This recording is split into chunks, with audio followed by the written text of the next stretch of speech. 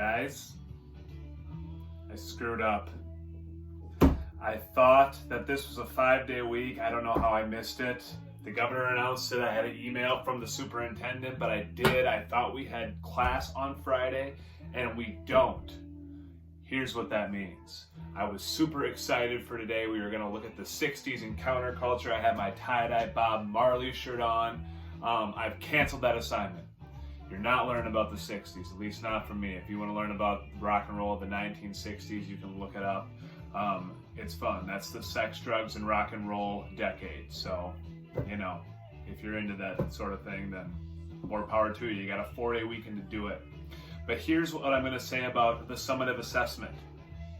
The summative assessment for this week was supposed to be 3 paragraphs. 1 on the social fabric reflected in the music of the 1950s. 1 of how the social fabric is reflected in the music of the 1960s. And 1, a decade of your choice. Some of you already turned that in. I'll find a way to make it fair for the few of you that have. For those of you that haven't, that summative assessment is now reduced to 2 paragraphs.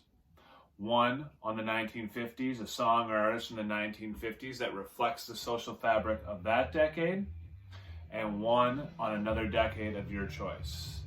That can be the 60s if you want to go that route. That can be music from your time, whatever you want. Pick a song, pick an artist, pick a decade, and tell me what the music of that time reflects about the social fabric, el entramado social de los Estados Unidos. And you're going to have to do some individual research to do that. But if you all just pick, songs and artists and music that speaks to you, I think that research might actually be kind of fun and enjoyable. So that is now the summative assessment, the test. 2 paragraphs, 1 on the 1950s, 1 on a different decade of your choosing.